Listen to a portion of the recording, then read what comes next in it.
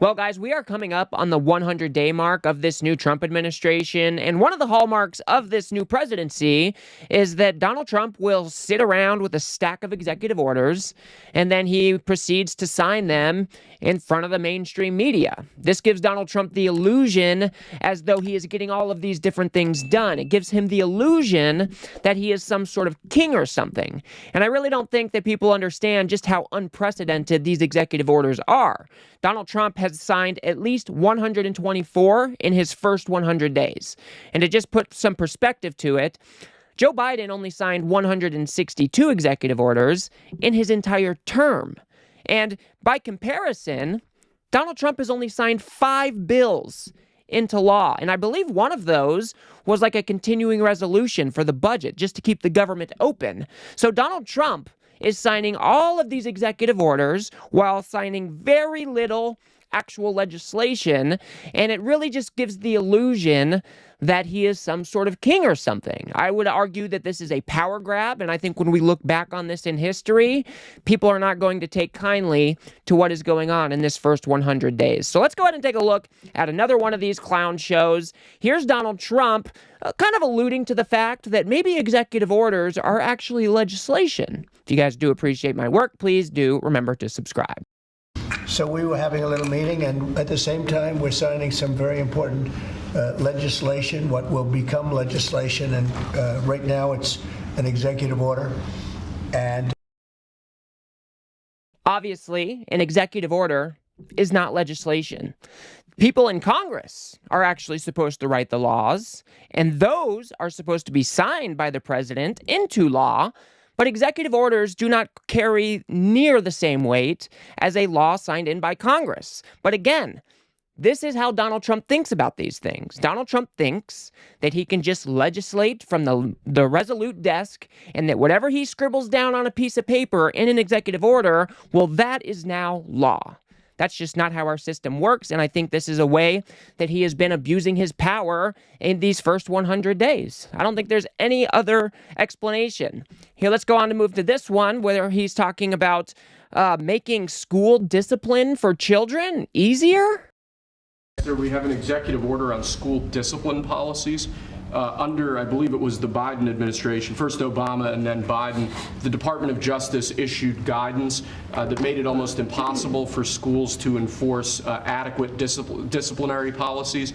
This created issues in the classroom for teachers and students alike. Basically, they focused on CRT and sort of diversity ideology instead of actually just enforcing the rules in classrooms to ensure a safe learning environment. This executive order revokes that prior guidance and puts us back in a place where hopefully the Department of Education can focus on education and teachers can focus on teaching in a safe environment. And this was important for you, Linda, as I understand it. Huh? Yeah, absolutely, because it gives teachers the authority now to have discipline in their classroom and discipline the person who is being disruptive. Great. What is going on here? Now, admittedly, I don't have any kids. I don't have any kids that I know that go to school, and so maybe this is a problem, but it's something that I've never heard of before. And what are we trying to do? Are you trying to bring corporal punishment back into the classroom? And doesn't this, too, seem like an overreach of executive power? You're talking about governing classrooms in states across the country? I mean, what is going on here? Why are we even talking about this in the context of an executive order? I just don't understand it. It doesn't make any sense to me. And I think, again, it just shows that this is just another overreach of what Donald Trump thinks that he can get away with. I think many of these things will be challenged in court and they will be struck down, just like many of his previous executive orders have been. But again, this is another way to, give the illusion that he is doing all of these different things. Listen to the way that he talks about these soldiers here. And, we've commented on this for quite some time, but is Donald Trump doing okay? He is seeming, more and more disheveled as the days go by. So what do you think of a guy like that? Pretty good. Oh, we actually, him and him, we all served together. Wow. And Jared over there. And Jared over there. So you And guys, oh, I forgot. so you guys got hit, huh? Pretty good. You got hit pretty good. Amazing, We're amazing. in a pretty tough area in Kandahar, in the Arghandab River Valley, Right, right it's outside tough. Kandahar. Their unit had a more than 50% Purple Heart rate, sir, Wow, in 2010. you deserve it. You deserve that and more. We appreciate it so much. What? You guys got hit pretty good, huh? Well, that's great. What? Is this how we're supposed to be talking to our soldiers? Oh, you got blown up real good there, mate. You doing okay? I just thought this was absolutely ridiculous. Obviously, there's not a whole lot of substance to this comment. I just think that it shows that Donald Trump is degrading faster than anybody in his administration would probably like to admit. And then we have these clown shows in the Oval Office, and it just kind of shines through a little bit. Here's Donald Trump talking about how, back in the 1900s, we were a tariff nation, just going yet again to show that he has, a weird infatuation with this whole tariff thing. There was a time from 1870 to 1913, it was a long time ago, we were an all-tariff nation. Foreign nations paid taxes. They paid money to us in the form of tariffs. And that was when we were the wealthiest. We were the wealthiest proportionately that we ever were. And they formed committees in 1887 in particular, but they formed committees to determine what we should do with all the money. We had so much money, you guys would have loved it. We had so much money, they didn't know what to do with it. We gave it away to different causes, and you haven't seen that too much anymore, although we give plenty away, but now we shouldn't be giving it away. We have to take care of ourselves first, right? Again, this is just Donald Trump's fantastical view of going back to a time where all we do is collect tariffs. Now, obviously, we are in modern age, right? The economy is so much more complex than anybody back in the 1900s could have ever dreamed of. So to think that we are going to roll back to a time where all these tariffs are being paid, and that's one of the main ways to fund whatever Donald Trump is talking about, it is just delusional thinking. Donald Trump just cannot break himself out of the past. He's been talking about tariffs since what? The 1980s? He's got some weird understanding about how they work. He doesn't even understand that it's the company importing the goods that actually pays the tariffs. And then he spins this story up over and over and over again as though he is making some sort of sense. He just shows that he is dumber than we ever could have imagined. Let's go ahead and move on to this, where he's actually admitting that maybe tariffs are inflationary. Were you worried about what the 145% tariffs were doing to small businesses here in the U.S.? Is that why you're bringing it down? No, I haven't brought it down. I haven't brought it still 145. I haven't brought it down. I said it's a high tariff. It is a high tariff, but I haven't brought it down. It basically means China's not doing any business with us, essentially, because it's a very high number. So when you add that to the price of a product, a lot of those products aren't going to sell. But China's not doing any business. They were doing $1.1 trillion. Think of that. Again, Donald Trump doesn't know what a trade deficit is. He doesn't know how they work. He doesn't know how tariffs work. And China did not have a $1.1 trillion deficit like he continues to claim. I think their deficit was around 270 billion, nowhere even close to 1.1 trillion. But here he is saying, well, nobody can buy these products because the tariff is so high, which is, basically admitting that when you add tariffs, that prices of the products start to go up. Because when that company imports the good, they're not going to eat that cost. They're going to turn around and they're going to pass it on to the consumer, right? And then when you've got other companies who have to pay these tariffs, they start raising their prices. If you have a local competitor that does all of their manufacturing here in the States, they look at it and say, oh man, we can charge that much too, and they start to raise their prices too, right? This is how capitalism works. People raise their prices until, people are unwilling to pay for it anymore. It's just the whole supply and demand thing. And, Donald Trump has lied to the American people for years now that, he's going to bring prices down. These tariffs are going to make America rich. We're going to be in the golden era. And here he is admitting that no, that's really not how it works. That these tariffs will raise prices, and when those prices rise up, the only person that gets hurt is the American consumer.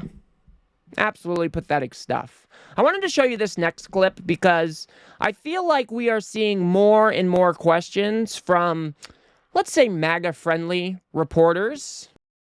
Jerome Powell, during the Biden administration in the campaign, with inflation raging, he lowered interest rates 2 times. That's right. Now, with 2 consecutive months of inflation being down, all economic theory you learned in the 8th grade says it's time to cut rates when inflation is down. You're right. He's not done that. Have you had any direct conversation with him? No, I haven't. I haven't called him. I might call him. I haven't called him, but I believe he's making a mistake by not lowering interest rates. And I think as well as we're doing, we'd do much better. He's keeping rates too high. He historically has been late, except when it came to Biden. I'm getting really sick and tired of all of these reporters trying to, they're kind of like preloading the question. They're kind of like giving you a narrative beforehand. That way Donald Trump doesn't bite that person's head off, or in fact will actually praise the reporter for asking a so-called good question. But did you hear what he said there? Oh, well, Jerome Powell, he cut the rates a couple of times under the Biden administration, but he's not doing it now. Well, it must mean that Jerome Powell must have a bias against Trump or is trying to hurt Trump or something. You would imagine that, inflation has been coming down for the, last 2 consecutive months. Why wouldn't he be lowering interest rates? Maybe because Donald Trump has injected so much uncertainty into our markets that Jerome Powell and the board that actually sets the interest rates are kind of waiting to see how things shake out. As we know, we've got 10% across the board tariffs right now. That's going to start raising prices, which means inflation is going to go up. And then, we've got these 145% tariffs on China. Now Donald Trump looks like he's starting to backpedal from those. So it might be the better call to actually not move on interest rates right now. We see oil prices coming down because they are predicting a recession. And so maybe it is best to wait. And we definitely do not want Donald Trump to be the one who has influence over the Fed, because as we all know, Donald Trump is only looking out for what is best for him. And if we have him exercising control over the Federal Reserve, our economy is going to be absolutely decimated. And the remainder of trust that still exists, that'll be gone. It'll be absolutely wiped out. So, let's just go ahead and move on from that one. I'll show you this one last clip where Donald Trump just still does not understand trade deficits. A simple concept like trade deficits. Trudeau, who I call Governor Trudeau affectionately, but I asked him, why are we spending $200 billion to support Canada, to subsidize Canada? And he was unable to answer the question. I mean, why are we doing that? And I have to be honest, as a state, it works great. As a nation, considering the fact that most of the nation, 95% of Canada, what they do is they buy from us. And they sell to us. If we didn't buy their oil, and we don't need their oil. We have more oil than anyone, but we don't need their oil. We don't need their lumber. We don't need their cars. We don't need anything. So I said, why are we doing this? Why are we spending $200 billion? Again, a trade deficit does not mean the United States is subsidizing another country. We'll go over this again. The United States is an economic powerhouse. We have a huge consumer base. We buy a lot of stuff, right? Since we have that power, since we are one of the biggest economies in the world, we often buy more from other countries than they buy from us. And henceforth, you get a trade deficit. Trade deficits are not inherently bad, and it certainly does not mean that you are subsidizing the other country. And then he goes on about Canada being a 51st state. Yet again, this guy is just an idiot. He thinks that we can do everything in-house, which is an absolutely ludicrous thing to think. And he continues to just show his complete ignorance on how any of these things work. He says that tariffs are paid by the other country. He says that trade deficits are very, very bad, and that means that we're subsidizing other countries. I mean, You just really couldn't make this stuff up. This guy is supposed to be the president of the United States. I mean, you would expect that we would have a more, a better candidate, a more intelligent person sitting in the White House. But instead, we have Donald Trump, who's been obsessed with tariffs since the 1980s, has no understanding of basic economic concepts, and now he is wreaking havoc on our economy, all because he's a bullheaded asshole who doesn't listen to any of the experts that might actually give him some decent advice. And, just to finish things off here, Donald Trump is looking like absolute shit here. I mean, just look at this guy. Just look at him. I think he is... Like I said, I think he is degrading a little bit faster than anybody in his administration would care to admit. I think that he continues to go on repeat. We hear the same things over and over and over again. There's never any new thought coming out of Donald Trump. There's never even any deep thought about anything. Have you ever heard Donald Trump actually consider something deeply on a philosophical level or otherwise? I mean, this man should be nowhere near power. And because we have this elementary approach to economics, now the United States is being hammered like we haven't been in quite some time. So I will leave it there for now, guys. If you guys got anything out of this video, please do remember to smash that like button and subscribe. Maybe share with a friend or two. I'd very much appreciate that. We are trying to build something here on the left that adequately pushes back against the right-wing media ecosystem that just, covers for Donald Trump day in and day out. So if you do like what I do here, please do remember to smash that subscribe button. It is free. And if you guys want to see how Joe Rogan is now calling out the Trump administration for their draconian immigration practices, go ahead and watch that video on the screen now. Otherwise, I'll see you guys on the next one.